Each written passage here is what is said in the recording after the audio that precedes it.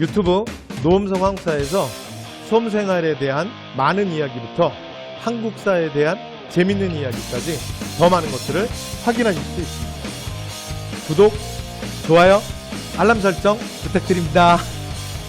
자, 21번 주제. 자, 원간석기와 국민항으로 가도록 하겠습니다. 자, 원간석기. 자, 이렇게 우리가 개경으로 한도하고서는 이제 여러 가지 원나라의 조공도 바치고 원나라의 간섭을 받게 되는 거야. 근데 여러분 이제 주의사항은 뭐냐면 이게 그래서 원간석기가 좀 뭐랑 비슷하냐면 이게 일제강점기랑 좀 비슷하거든요. 근데 가장 확실한 차이는 일제강점기는 정말 나라를 잃은 거고, 됐죠? 근데 원간석기는 그건 아니에요. 그 원간석기는 원나라의 간섭은 받았지만 고려, 왕실, 그러니까 고려라는 국가는 유지됩니다. 그러니까 이 40년간의 항쟁의 결과예요. 이건 몽골 애들이 특별히 그러니까 우리에게 은혜를 베푼 것이 아니라 그러니까 서로의 외교적 타협이었던 거지. 왜냐하면 40년간 저항에 대해서 몽골 애들도 질린 거야. 그만하자. 그리고 고려 왕실 입장에서는 어쨌건 대망쟁이 주체였던 지난 100년간 고려에서 왕이 아니었잖아. 그러니까 무신 정권, 이 군사 정권을 누르고 왕권을 다시 회복해야 될 거 아니야. 그래서 그걸 원하는 고려의 왕실. 그래서 이 이해가 맞아떨어진 거야. 됐죠? 자, 그러나 어쨌건 원간석기로 되면서 여러 가지 사항에 대해서 우리가 간섭을 받게 됩니다. 자, 그것들을 좀 볼게요. 자, 첫 번째. 이제 이걸 부마국이라 그러는데 부마국은 뭐냐면 황제 사위를 부마라 그래요. 그래서 요게 동로화 제도랑도 좀 연결되어 있거든요. 동로화 제도는 뭐냐면 고려의 왕자들을 인질로 원나라를 보내는 거야. 그러니까 고려 왕자가 어린 시절에 베이징, 당시에 베이징을 연경이라 그랬거든요. 그러니까 연경에서 연경 생활을 하다가 그 다음에 원나라 황제 딸이랑 결혼을 해요. 공주랑. 그러면 황제 사위가 부마거든요. 그러니까 부마라는 지위로 그러니까 베이징에 있다가 왕위에 오를 때가 되면 그러니까 이전에 선왕, 만약에 아버지가 돌아가시잖아? 그러면 고려에 돌아와서 왕위를 계승하는 거야. 그런데 그 고려왕은 원래 원나라의 황제 사위로 있다가 온 거잖아. 그래서 뭐라 그런다? 부마국이라 그래요. 무슨 말인지 되셨죠? 그러면? 그래서 고려국왕이 원나라 황제와 결혼을 하고 원나라 황제의 부마가 되는 거야. 그래서 우리는 부마국이 되는 거죠.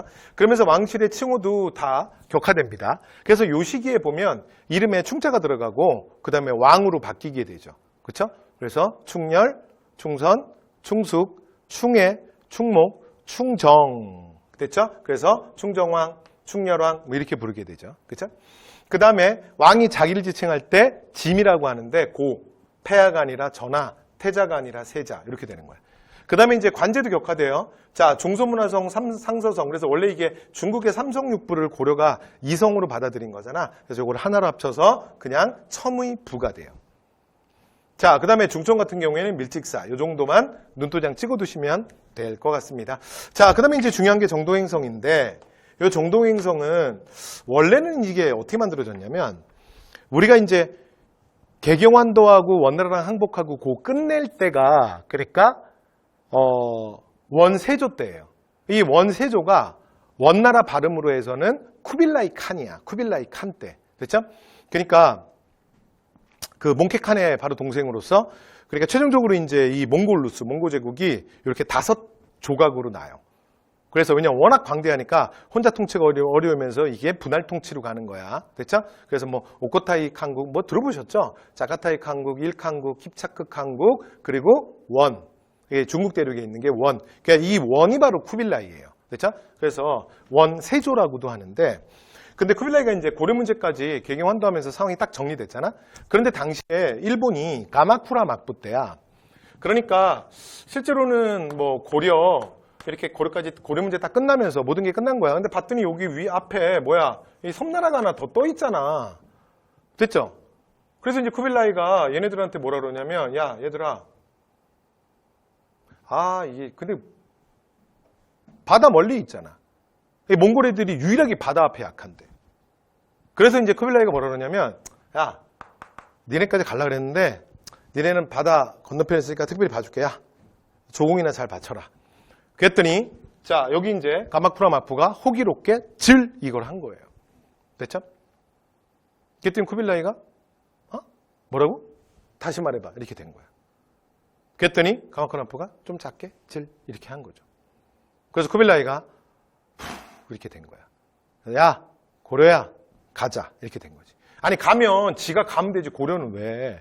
그래서 실제로 얘네들이 바다 앞에 약하니까 야 니네가 그 여러 가지 뭐 물자들도 좀 나르고 그 다음에 니네 고려 애들이 배는 잘 만들잖아. 그래서 우리를 일본에 내려만 줘라. 나머지 우리가 알아서 할게. 됐죠? 그래서 1차, 2차에 걸쳐서 실제로 원정을 가요. 여원연합군이. 그런데 결국은 이제 두 차례의 일본 원정이 태풍으로 다 실패하게 됩니다. 됐죠? 그래서 싹 다 쓸려가요. 그래서 이제 일본 애들은 자신들이 믿는 사실은 신사가 보내준 바람이다. 그래서 이걸 뭐 들어보셨죠? 그래서 이걸 신풍이라 그러잖아. 신풍. 가미가제. 됐죠? 자, 그래서 이제 실패하는데 뭐 어쨌건 뭐 지난 얘기이긴 한데 좀 아깝긴 한데 사실은 요때 내려줬어야지. 인류 최고의 전사들. 그러니까 여러분 얘네들 지금도 막 기저귀 차고 뛰어다닐 때거든요. 됐죠? 막 웃장 까고 막 기저귀 차고 뛰어다니고 막 그럴 때야. 그럼 이제 깜짝 놀랐을 텐데. 근데 어쨌건 안타깝게 두 번의 태풍으로 다 실패하게 됩니다. 자, 그리고 나면 이 정동위성이라는 건 일본 원정을 위해서 개경에다 만들어놨던 기구인데 그럼 이거 없어져야 될 거 아니야. 근데 원나라 애들이 안 없어요. 그리고 이걸 그대로 남겨놓고 그 다음에 연락기구 그리고 또 한편으로는 얘가 내정 간섭기구로서 역할을 합니다. 됐죠? 그러니까 고려 내부에 내정 간섭하는 거야. 그 다음에 이제 주기적으로 이제 다루가치를 파견했는데 다루가치는 이제 얘네들 말로는 총독이라고 하는데요. 그래서 감찰관. 그래서 내정 간섭도 일부 하고요. 얘네들은 와서 맨날 올 때마다 곡물 잔뜩 가져가는 거야. 되죠? 그 다음에 영토의 상식. 요거는 좀 이따 보여드릴게요. 동령부, 탐나총관부, 쌍성총관부를 설치해서 우리의 영토를 빼앗겨요. 근데 요건 제가 지도에서 보여드리겠지만 자비령 이북 땅. 그래서 평양 쪽에다가 동령부. 됐죠? 그 다음에 철령 이북 땅에다가 쌍성총관부. 그리고 마지막에 얘네들이 그 삼별초가 어디까지 가서 항전했다 그랬어? 제주도까지 가서 항쟁했다 그랬죠? 그래서 제주도에 가서 삼별초를 진압하고 나면 여기 제주도에다가 가서 보고서는 말 키우기 좋겠는데? 그러면서 여기다가 목마장을 만들어요. 자, 이게 뭐냐면 탐나총관부. 그래서 동령부, 쌍성총관부.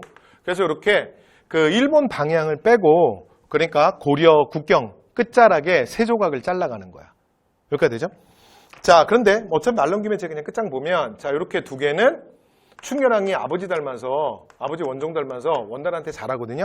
충렬왕이 주세요. 그래서 돌려받아요. 그런데 쌍성총관부는 얘네들이 끝까지 안 줘요. 그래서 쌍성총관부가 제일 중요한 게 쌍성총관부는 결국은 어떻게 한다? 나중에 공민왕 때 유인우, 이자춘 그러니까 이런 장수들과 함께 무력으로 탈환합니다. 됐죠? 쌍총관부 중요해요. 나중에 공민 앞에 가서 다시 얘기할게요. 자, 이렇게 해서 영토상실 자 말씀드렸습니다. 자, 그 다음 내정간섭으로 갈게요. 자, 자원수탈, 응방 매징수하고요. 그 다음에 각종 자원 그리고 결혼도감 설치해서 공여 차출합니다. 됐죠?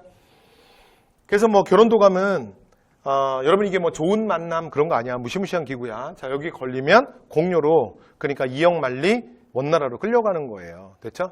그리고 이 공여 문제는 뭐 시황이상 한번 다음에 기회가 되면 말씀드리겠는데 단순히 끌려갔던 여자들만 피해보는 것이 아니라 사실은 고려의 한 가정을 파괴시키는 당시로서는 굉장히 심각한 문제였어요.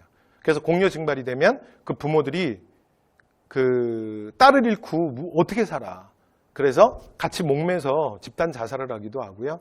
그 다음에 공여로 차출되지 않게 해서 이제 가족들이 다 끌어안고 우물물에 뛰어들어서 집단 자살을 하기도 하고 그래서 한 가정을 전체를 파괴시키는 굉장히 심각한 문제였습니다. 자, 그 다음에 또 한편으로는 문화 교류가 활발해지다 보니까 자, 고려에서 몽고풍, 몽고의 문화들이 이렇게 넘어오게 돼요. 대표적인 게 소주. 사실은 소주는 굉장히 한국인들을 표현하는 아주 좀 독특한 아이콘이죠. 그래서 소주는 그러니까 진짜 남녀, 성별을 떠나서 그 다음에 노소, 나이를 떠나서, 그 다음에 빈부, 뭐 얼마나 가졌느냐 갖지 않았느냐를 떠나서, 그러니까 이걸 통해서 한국인이 하나가 되는 것 같아요. 그래서 하여튼 뭐 아주 한국의 대표적인 제가 또 술 얘기를 너무 심각하게 하네. 그만할게요. 자, 근데 어쨌든 간에 근데 여러분 그 소주는요 우리의 술은 아닙니다. 원래 우리의 술은 곡주거든요. 됐죠? 그래서 곡식을 발효시키는 방식인데 소주는 그게 아니라 증류주입니다. 그렇죠? 그래서 원래 우리의 술은 이런 술이 없어요. 그래서 이 소주는 원래 몽골 거야. 됐죠?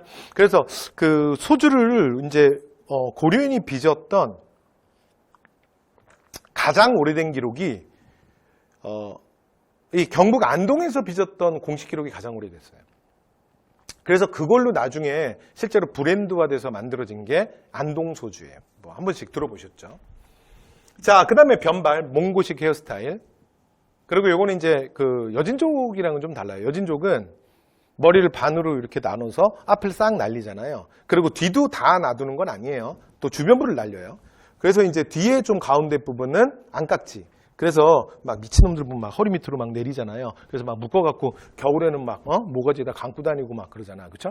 그러니까 그거는 이제 여진족의 변발이고 여기 몽골은 체두 변발입니다. 주변부를 날리고 요 앞에 부분을 놔둬요. 됐죠?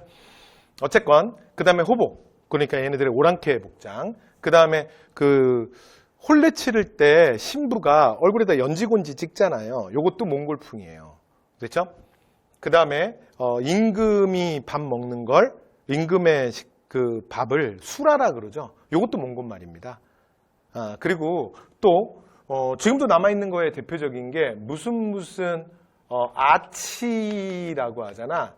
그래서 요것도 무엇 하는 사람. 그래서 이것도 몽골 말이에요. 그래서 뭐 있죠? 그렇죠. 벼슬 아치, 장사 아치. 네, 그때 수업 시간에 있던 또 여학생이 그러더라고요. 뭐 하여튼. 그래서 어쨌건 요거 무엇 하는 사람. 뭐 이런 것들 다 몽골풍입니다. 그 다음에 고려양은 고려의 풍습이 몽골에서도 유행합니다. 자, 그 다음 이 공유를 피할 수 있는 유일한 방법이 뭐였냐면 내 딸 빼앗기지 않는 대표적인 방법이 미리 결혼시키는 거야. 그래서 원래 우리나라가 조혼의 풍습이 없어요. 근데 요때 생기는 거예요.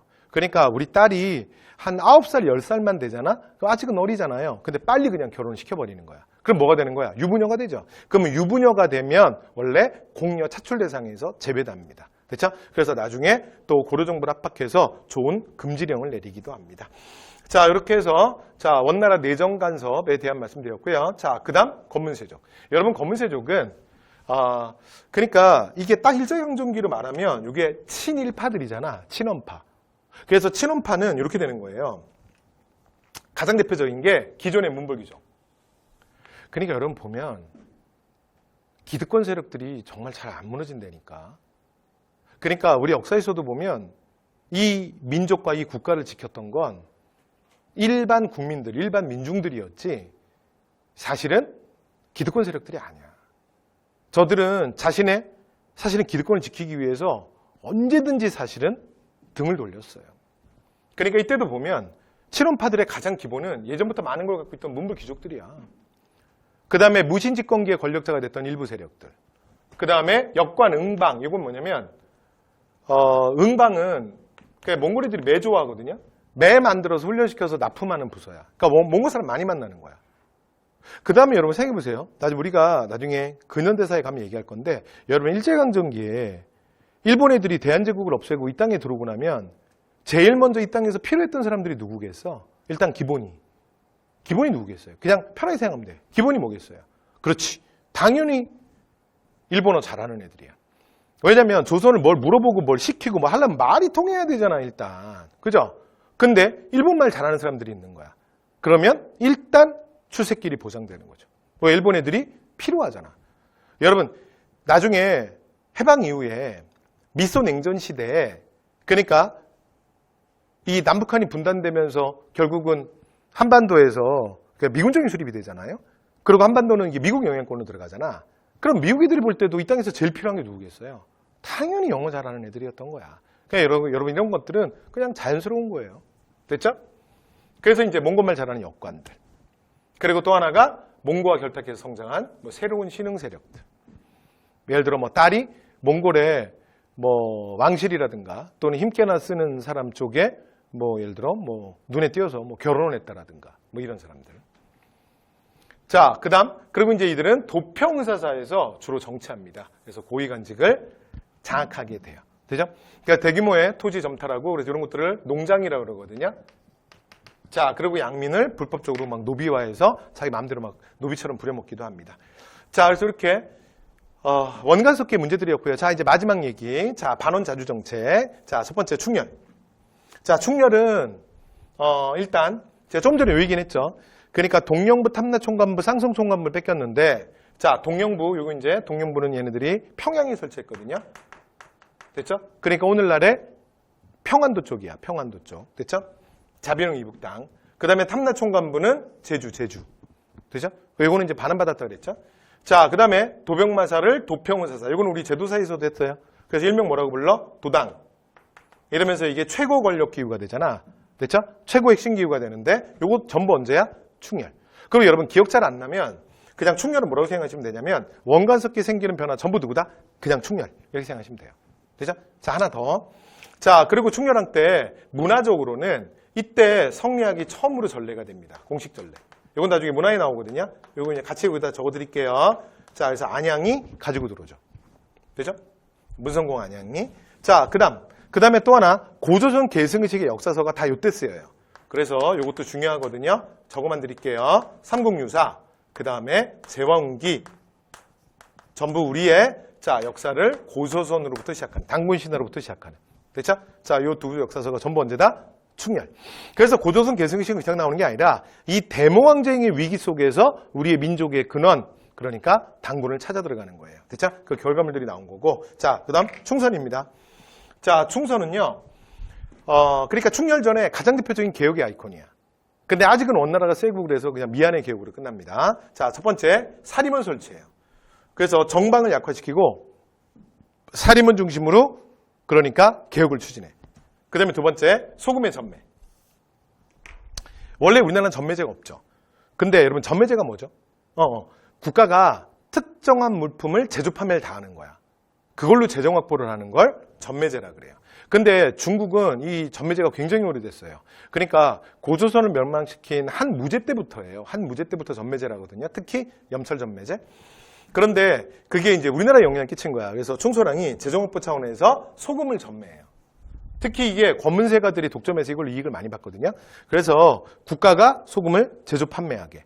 그래서 의염창이라는 기구도 만들고 각염법, 그러니까 개인이 사사롭게. 그러니까 사실 이건 뭐 일반 농민들이 했겠어요? 그 엄청난 염전을 운영했겠냐고. 그래서 세력가들이 자기 마음대로 막 못하게. 그래서 소금에 독점 판매를 하는 거죠. 이걸로 재정 확충하는 거야. 됐죠? 그래서 이렇게 두 개 꼭 기억하셔야 되고요. 그 다음에 참고로 하나만 더 써드리면 원나라의 달력이 있거든요. 그래서 이걸 뭐라 그러냐면 곽수경이라고는 사람이 만들었던 수시력이라 그래요. 하나 쓰고만 가시죠. 그래서 수시력을 요때 채용합니다. 되죠? 그런데 개혁이 잘 안 돼요. 그래서 1313년에 충선은 되게 쿨하게 자기 둘째 아들에게 왕위를 넘겨줘요. 이 사람이 충숙이거든요. 충숙한테 왕위를 넘겨주고 자신은 그냥 베이징으로 가버려요. 그래서 왜냐하면 원래 어릴 때부터 여러분 이 원간섭기 왕들은 다 사실은 약간 사회 부적응자가 되는 이유가 뭐냐면 어린 시절을 소위 말해서 미국에서 보낸 거야. 뉴욕에서. 그러니까 뉴요커로 큰 거지. 그러다 성인이 돼서 대한민국에 온 거야. 왕 될 때가 되면. 그럼 생각해봐요. 그 오면 아는 사람 누가 있어. 내 친구들 다 뉴욕에 있잖아. 그러니까 약간 사회 부적응 상태가 되는 거야. 됐죠? 그리고서는 오히려 뉴욕에 있던 시절을 그리워해요. 됐죠? 왜냐면 자신의 정체성이 좀 불분명해지는 거지. 그래서 부마국. 됐죠? 그래서 원간섭기에 만들어지는 사실은 좀 불행한 국왕들이죠. 요 충자 들어가는 국왕들이. 그래서 이제 북경으로 돌아가요. 그래서 거기다가 망건당이라는 학술 연구기관을 만들어. 이게 학문연구소거든요. 그래서 특히 이제 충선왕이 이재현을 예뻐해. 그래서 이재현 같은 학자 불러서 그 원나라 학자들과 한번 교류도 하고 그래서 국내 성리학이 퍼지는데도 영향을 줍니다. 됐죠? 이렇게 해서 충선왕 끝났어요. 자, 충선왕은 그래도 이 중에 그래도 조금 중요한 왕이니까 한 번만 체크하고 갈게요. 충선이죠. 그래서 사리몬이고 수시력이고 소금이에요. 됐죠? 그래서 자 충선왕의 개혁정치였어요. 그 다음에 충무왕 때는 정치도감 만드는데 별로 중요하지 않아요. 그러려니 하시죠? 자 만약에 문제로 나오면 무조건 오답선지입니다. 그래서 오답선지로 좀 잘 나와서 그냥 넣어놓기만 했어요. 충목. 그러니까 저 사람은 그냥 입으로만 하고 갈게요. 자 출제가 목적인 사람이야. 끝. 자 그 다음에 이제 고민왕입니다. 고민왕은 중요하죠. 그러니까 고려의 34명의 국왕 중에 국왕 뭐 단독으로 따지면 각종심에서 뭐 제일 많이 나오는 왕이라 할 수 있어요. 자, 고민왕. 고민왕의 정책은 크게 둘로 나눌 수 있는데 자, 하나는 뭐냐면 반원자주, 또 하나는 뭐냐면 왕권 강화예요. 그렇죠? 하나는 독립운동, 하나는 왕권 강화. 자, 그래서 반원자주에서는 일단 친원파 제거. 됐죠? 친원 세력을 제거하는 거. 당시에 기철을 비롯한 친원 세력들을 숙청합니다. 됐죠? 네. 그래서 기철을 이제 비롯해서 친원 세력들을 숙청하는데 여기 글자가 하나 빠졌네. 근데 여러분한테 빠진 건 아니죠? 그러네요. 네. 그러니까 여기에 PT 만들다가 네, 여기 원자가 하나 날아갔어요. 근데 여러분들은 책엔 다 있죠? 그러니까 친원 세력 숙청하고 이 기철이 누구냐면 기왕후의 오빠예요.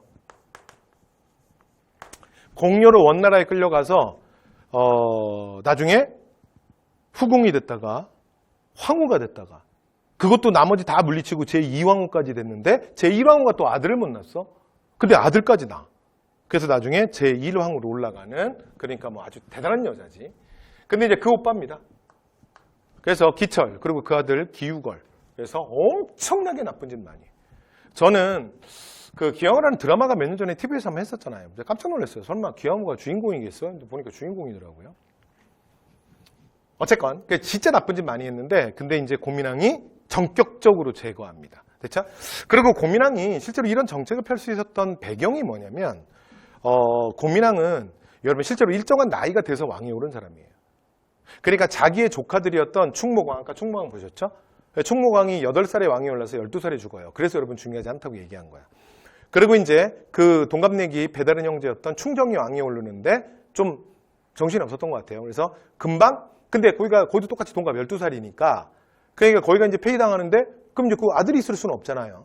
그래서 거꾸로 올라가는 거야. 그래서 공민왕은 충수광의 둘째 아들이자 충해왕의 동생이에요. 그래서 자 고민왕이 급히 귀국을 해서 왕위에 오르게 됩니다. 됐죠? 자 그래서 공민왕 그러면 고민왕은 원명 교체기에 베이징 생활을 했던 거야. 그래서 베이징에서 그러니까 원나라의 노국대장 그래서 여러분 그 드라마에 보면 공민왕 관련된 드라마 보면 꼭 누가 나오냐면 노국대장공주 나오잖아. 노국대장공주. 그래서 고민왕과 노국대장공주의 사랑 뭐 이런 얘기 몰라요? 그래서 굉장히 그 뭐라 그래? 플라토닉 사랑이 플라토닉. 왜냐면 공민왕도 그 동성애자였거든요. 그래서 여자를 가까이 안 했다고. 그렇죠? 그래서 진짜 남녀 육체적 관계는 빼고 진짜 플라토닉한 사랑이죠. 어쨌든 간에 뭐 그런 얘기 유명하지. 그래서 이제 원나라에 머물다가 그 다음에 급히 귀국해서 왕에 올라요. 그래서 이 반원 자주 정책을 할 수 있었던 게 당시에 이게 명나라가 건국되기 직전이거든요. 이게 조금 있으면 건국돼요. 한 10몇 년 있으면 1368년에 주원장이 그 홍건적의 여러 무리들이 있었는데 그 주원장이 기득권 세력과 결탁해서 나머지 일부 동지들은 배신하고 난징, 그 당시 이름이 금능이에요. 금능에다가 최초의 강남 왕조를 1368년에 만들거든요. 그게 명나라야. 근데 이때는 명나라 건국 전인데 그러니까 그 홍건적의 무리들이 이미 굉장히 강남에서 강성해졌고 이제 원정부는 그거를 통제하지 못하는 상황이라는 걸 베이징에서 알고 있었던 거야. 그리고 고려로 귀국해요. 그리고 왕위에 오른다고. 그래서 반원자주 정책을 이렇게 세게 밀어붙인 거야. 그렇죠? 자, 그래서 친원세력 숙청하고 그 다음에 내정간섭기구였던 정동행성, 이무소. 이무소는 그 정동행성 안에 있는 사법기구인데 여기가 실세예요. 그래서 이거 다 철폐합니다. 그리고 관제도 원래 우리 성종, 문종기에 했던 관제로 그대로 복구하고 그 다음에 원나라 연호 없애고 변발과 호복 이런 것들 다 폐지해. 그러니까 몽고풍 일수하는 거지. 됐죠? 그리고 영토수복 이게 제일 중요합니다. 쌍성총관부의 탈환. 되죠? 그래서 이때 유인우 그 다음에 이자춘 이런 인물들을 보내서 쌍성 총관부를 탈환해요. 그리고 이 이자춘의 아들이 바로 좀 이따 얘기하게 될 이성계야. 그러니까 우리가 이성계라는 인물에 대한 이야기가 요 고민왕 시대부터 나오는 거예요. 왜냐하면 당시에 쌍성 총관부 탈환에 굉장히 중요한 역할을 했던 이자춘의 아들이 이성계거든요. 자, 그 다음 밑으로 내려와서 왕권강화. 왕권강화의 가장 대표적인 건 전민변정도감. 완전 중요하죠. 제가 그대로 읽을게요. 여러분 제가 앞에서 얘기했는데 도감은 무엇무엇이라는 임시기구라는 뜻이야. 그래서 이건 무슨 말이냐면 그대로 읽을게요. 땅과 백성을 원래 바른 상태로 돌리는 임시기구입니다. 당시에 검은세가들에 의해서 불법적으로 노비가 되거나 불법적으로 땅을 빼앗긴 양민들이 되게 많았거든요. 자, 그걸 국가가 조사해서 다시 원주인에게 환원시키고 원래 양민으로 환원시키겠다는 거야. 됐죠? 그런데 이 실제로 이제 고려 역사에서 전민변정 도감은 근데 사실은 고민왕이 최초는 아니에요. 그 전에 원종 때부터 계속 있었어요. 그래서 충렬왕 때도 있었고, 근데 안 돼. 왜냐면 소위 말해서 이 사회 개혁 기구가 만들어졌는데 누가 누굴 개혁하니? 네가 개혁의 대상 아니니? 그러니까 이게 그 법의 그 나물인 거야. 그러니까 걔네들끼리 그냥 형식적으로 만들었다가 그냥 적당히 하다가 적당히 끝나는 거야. 그래서 어떤 기득권 세력과도 연결되지 않은 고민왕이 승려를 한 명 발탁을 해요. 됐죠? 새로운 뉴페이스를 하나 발탁하는데 이게 신돈입니다. 됐죠? 그래서 신돈에게 많은 힘을 실어주고 그 다음에 어느 정도 성과를 거두게 돼요. 자, 그 다음 계속 인사권을 가지고 사실은 국정농단의 핵심 기구였던 정방을 이때 없앱니다. 정방 우리 뭐 할 때 했죠? 그렇지. 최후. 지난 시간에 무신집권기 할 때 최후 때 했잖아요. 그 정방 맞습니다. 이때까지 계속 있었어요. 됐죠? 자, 그 다음 교육과 과거제도. 자, 성균관을 유학교육기관, 순수 유학교육기관으로 바꿔요. 그리고 이때 과거제를 정비해요. 그러면서 이걸 통해서 자, 이 교육 과거제도를 통해서 누구를 발탁한다? 진사대부를 발탁합니다. 됐죠? 그런데 참고로 그냥 말씀드리면 시간까지 모르셔도 되는데 이 공민왕의 개혁 중에 전민변정도감이랑 그 다음에 교육 과거제도를 통해서 신사대부를 발탁하는 거 있죠? 이게 가장 마지막 개혁이에요. 후기 개혁. 그러니까 원래 공민왕이 개혁을 추진하다가 홍문적이 2차 침입 때 개경이 함락되거든요. 그러면서 안동으로 한번 피난 가요. 그래서 개혁이 중단돼. 그런 다음에 공민왕이 돌아와서 다시 후반기 개혁을 하는 거야. 근데 그 후반기 개혁을 할 때 특징이 뭐냐면 이제 공민왕도 나이가 좀 들었어. 그래서 조금 이제 몸도 예전 같지 않고 그 다음에 가장 중요한 개혁과 그 영혼의 파트너였던 노국대장공주가 죽어요. 노국대장공주도 없어요. 안동 피난 갈 때까지는 있거든요. 돌아오고 나서 좀 이따 죽어요. 자, 그래서 이 마지막 개혁은 특징이 뭐냐면 자기 혼자만으로 안 돼요. 새로운 뉴 페이스들을 발탁하는 거야. 그게 뭐예요? 신돈이고. 그게 뭐예요? 신진사대부야. 여기까지 됐죠? 자, 그러나 이 개혁은 미안의 개혁으로 끝납니다. 자, 신돈도 제거당하고 그 다음에 검은세족의 반발 그리고 신진사대부가 이제 막 새로운 신흥세력으로 커지지만 아직은 많이 힘이 미약한 거죠. 됐죠? 그래서 자제의 사건으로 공민왕이 피살되면서 공민왕의 개혁도 미안의 개혁으로 끝납니다. 자, 이렇게 해서 공민왕의 개혁 정치까지 말씀드렸고요. 그 다음에 여러분 요건 지도에서 일단 가장 기본입니다. 앞에서 말씀드렸던 쌍성 총관부의 탈환. 됐죠? 그 요 지역. 됐죠? 여기가 이제 쌍성 총관부. 여기를 탈환하는 게 언제라고요? 고민왕. 유인을 보내서. 됐죠? 무력으로 탈환한다. 됐죠? 요 기억하시고 나중에 이게 잠시 후에 또 나올 건데 우왕 때 왜냐하면 쌍성총관부는 앞에서 말씀드렸던 서경 이북당 요쪽이 이제 동령부라 그런다 그랬죠. 그 다음에 제주도는 탐나총관부. 여기는 개경만 환도 막 하는 그 시기에 요 땅을 뺏기는 거거든요. 그 다음에 삼별초양쟁이 3년 가니까 요거 이제 1270년이고 그 다음에 1273년에 그 제주도에서 몽골 애들이 그 삼별초 진압하고 나오면서 거기다 탐나총관부 만드는 거야. 근데 요거는 좀 시간이 빨라요. 이거는 1258년 고종 때 뺏기는 땅이야. 그런데 그 유인을 보내서 공민왕이 여기에 탈환하는 게 그냥 스토리만 들어만 두세요. 탈환하는 게 언제냐면 이게 1356년이거든요. 그러니까 실제로는 1258년에 뺏겼으니까 99년 만에 이 땅을 되찾은 거야. 되죠? 이게 쌍성총관부야. 그래서 나중에 명나라가 요 지역만 가지고 나중에 시비를 거는 거야. 그러니까 이제 명이 이제 원을 북쪽으로 완전히 몽골 애들 위로 좀 몰아내고 나면 그러니까 고려가 애매한 것 같아. 친원인 것 같기도 하고 친명인 것 같기도 하고 얘네들이 왔다리 갔다리 해. 그러면서 명확하게 하겠다. 그러면서 고려를 압박하거든요. 명나라가. 그게 뭐냐면 여기에다 천령인을 설치하는 거야. 그러면서 야 원래 이 땅 중국 땅 아니야? 원래 원나라 거 아니야? 근데 우리가 원나라랑 싸우는 동안에 니네가 이거 불법적으로 어부지리로 점령한 거 아니야? 그럼 이 땅은 다시 명나라 땅으로 귀속되는 것이 맞지 않냐? 그래서 우왕 때, 여러분 요건 언제 얘기냐면 우왕 때 얘기야. 우왕 때 천령인을 설치해요. 그러면서 고려를 압박해. 그래서 그때 이제 고려 우왕 그리고 최용을 중심으로 해서 요동정벌이 나오는 거예요. 그러면서 이제 위화도 회군으로 이어지거든요. 이게 바로 또 뒤에 이어질 얘기랑도 연결되는 얘기입니다. 그래서 왜 명나라 이걸 시비 걸었냐? 그러니까 나름 명나라가 다른 땅에 비해서 얘는 좀 다르게 보는 거야. 왜냐면 이거 100년 만에 수복하니까. 됐죠? 네. 자, 이제 문제 하나 풀고, 자, 풀면서 이거 좀 마무리 해볼게요. 자, 문제 하나 보시죠. 자, 8번. 자, 맨 뒤로 가세요. 자, 뒤로. 한 2장 넘겨야 돼요.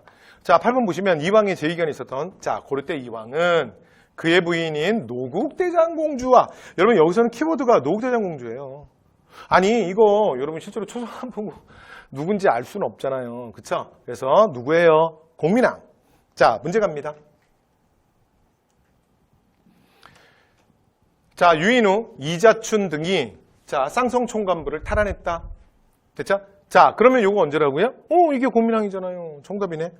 자, 그 다음에 진포해전. 이게 좀 이따 하겠지만, 여러분 그 외국 역태는 다 우왕이에요. 스시마토벌 하나 빼고.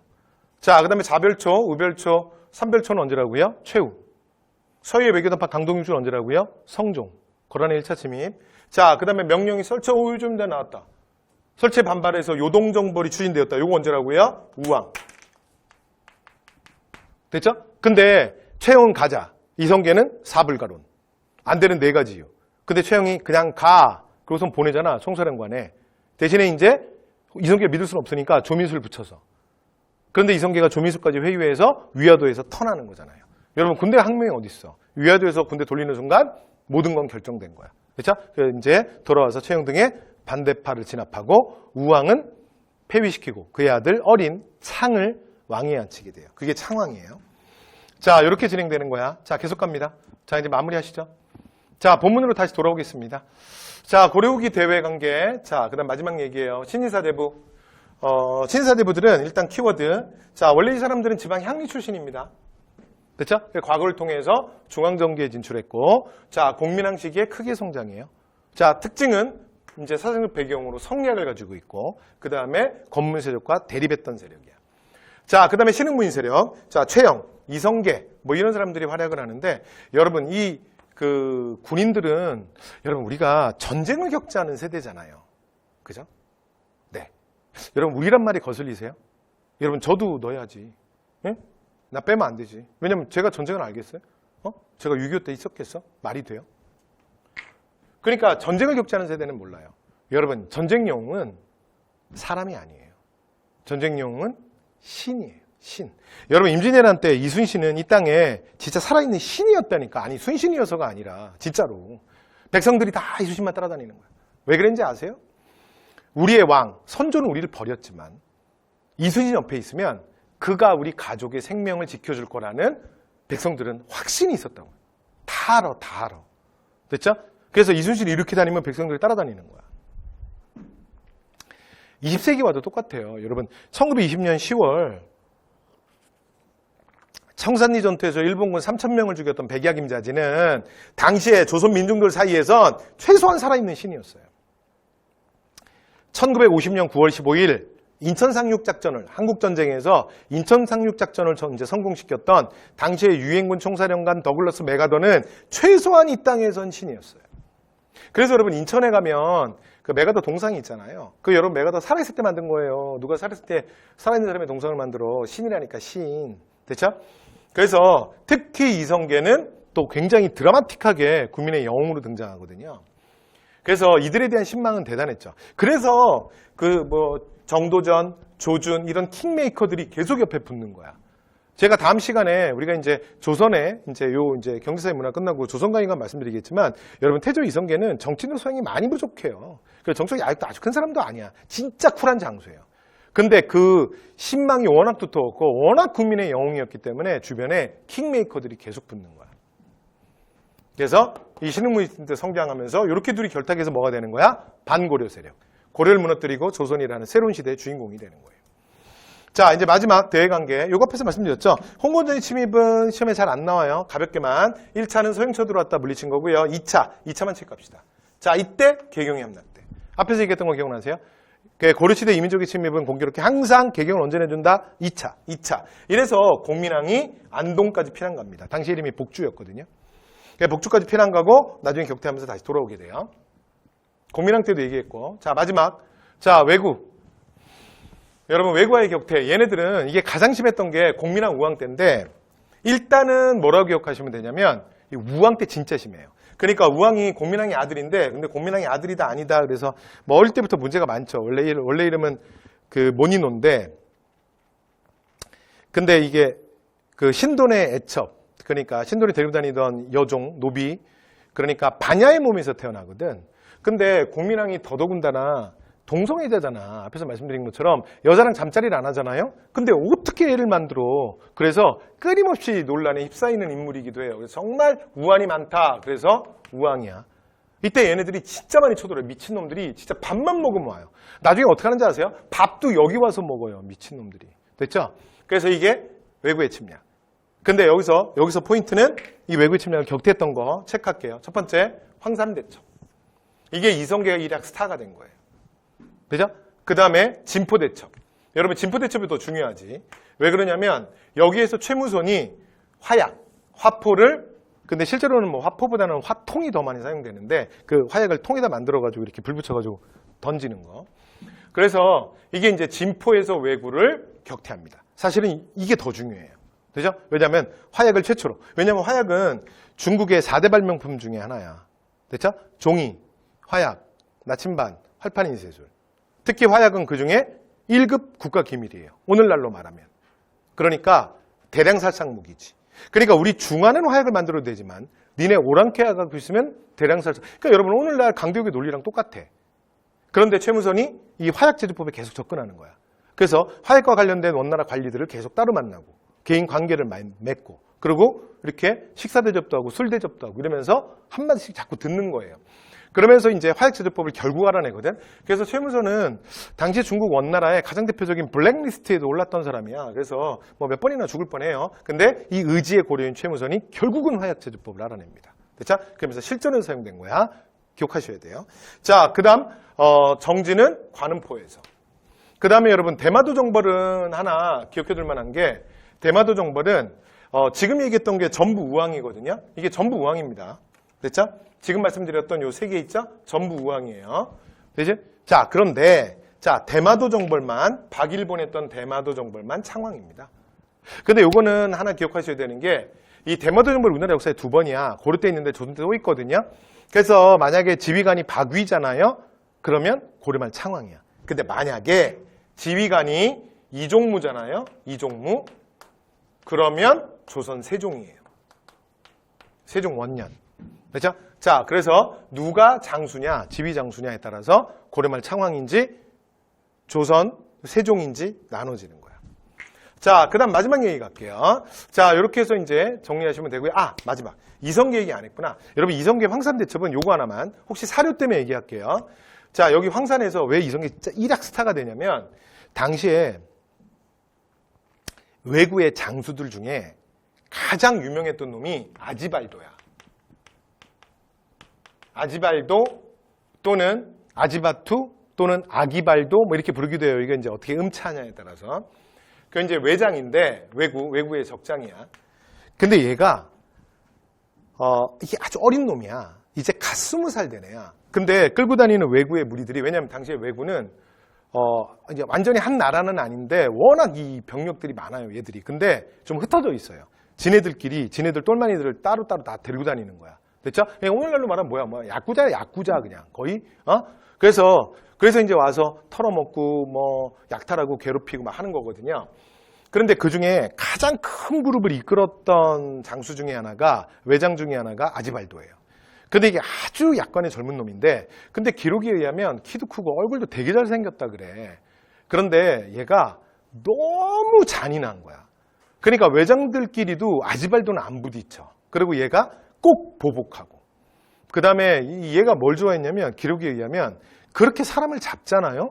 그럼 얘는 기본적으로 배 가르는 걸 좋아했대. 그래서 배를 갈라서 뭐 내장 다 꺼내고 막 이런 걸 워낙 좋아해. 사람 나무에다 매달아 놓고 뭐 이런 거.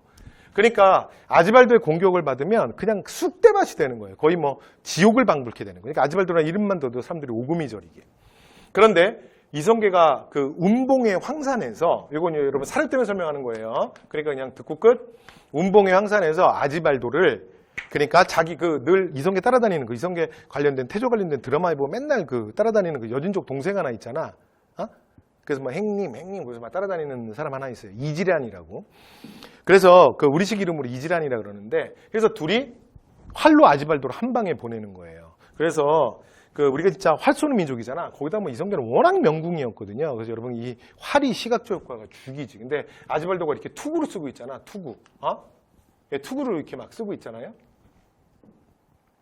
그리고 얘네들은, 일본 애들은 그 전면 가면도 좋아해. 이렇게 얘네들 이렇게 가면 쓰잖아. 그래서 뭐 임진왜란 관련된 뭐 그런 영화도 보면 막 걔네들 그런 거 많이 하고 나오잖아요. 근데 이제 투구를 쓰고 있으니까.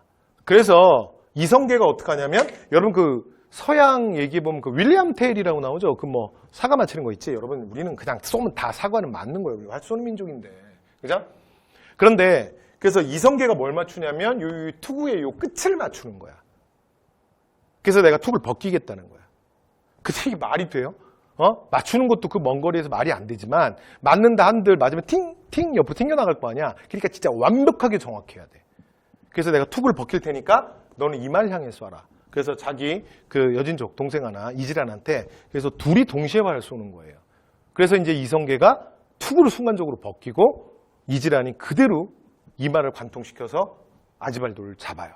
그래서 여기 병력도 이성계의 병력이 훨씬 적었거든요. 그래서 여러분 이성계가 원래 북방 출신이잖아. 그런데 실제로 이성계 유명한 건 외구격태로 유명한 거예요. 됐죠? 그래서 여기 운봉 황산에서 외구격태, 이걸로 국민의 일약 스타가 됩니다. 됐죠? 자, 그 다음 마지막입니다. 자, 위화도 왜군 1488년. 요거 아까 내가 미리 얘기했는데 기억나시죠? 자, 명이 철령이 설치해. 그러면서 야, 이건 명나라 땅이 되는 것이 맞는 것 같다. 그랬더니 고려가 발끈한 거야. 특히 최영을 중심으로 해서, 자, 이제 생긴 나라가 건방지게, 그래서 이 명나라놈들 뻔뜰 보이자. 그래서 요동정벌. 근데 이성계는 안 된다. 사불간을 얘기해요. 작은 나라 큰 날 칠 수 없고, 그 다음에 지금 군대를 거병하면 뒤에서 왜군은 어떡할 거냐.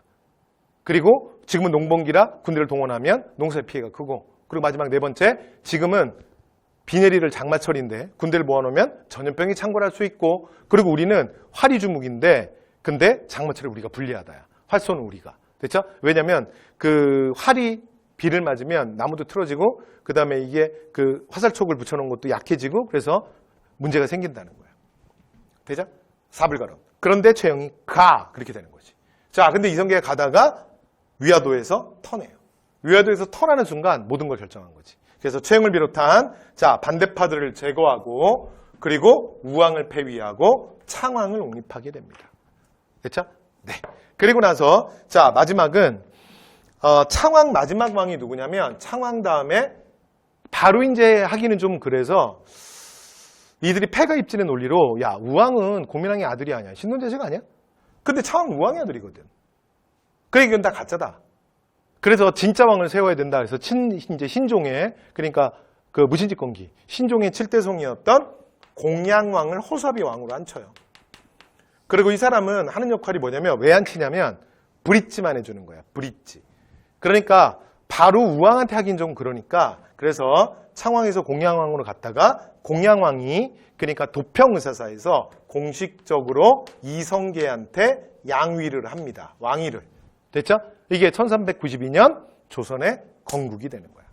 여기까지 됐죠? 네, 이렇게 해서, 자, 고려 멸망, 조선의 건국까지 말씀 다 드렸습니다. 됐죠? 자, 그리고 이제 밑에 그 위화도 왜군 이후에, 이거는 이제 조선 초에 가서도 제가 한 번 더 말씀드릴 건데, 그리고 경제 파트에 가서도 한 번 더 얘기할 건데, 신인사대부들이 둘로 분열돼요. 얘들이 이제 권력을 잡았잖아. 그런데 한쪽은 고려 왕조대에서 개혁을 해야 된다. 그리고 또 한쪽은 자 세왕조로 가야 된다는 혁명파. 이렇게 둘로 나눠집니다. 그래서 자 온건파의 대표가 정몽주, 그 다음에 급진파의 대표가 정도전. 되죠? 그래서 원래 둘이는 아주 베풀이기도 합니다. 이색의 두 제자, 더블정이죠. 당대 최고의 학자들. 자, 그런데 거기서 먼저 여러분 요것만 좀 기억하시면 될 것 같아요. 조선 건국 순서에서는 이거 이제 여기서 그냥 한국 하면 되겠다. 조선 그냥 넘어갈게요. 자, 그래서 여기서 순서는 요것만 조심하시면 돼요. 이게 조선만 특이한 게 하나 있는데 그게 뭐냐면 나라 건국되기 전에 토지들 먼저 만들어요. 여러분 어느 나라 역사에도 이건 없어요. 왜냐면 세왕조 개창이고 실제로 1년도 채 안 나 차이가. 그러면 세왕조 개창하고 토지들 만들면 되잖아. 아니야.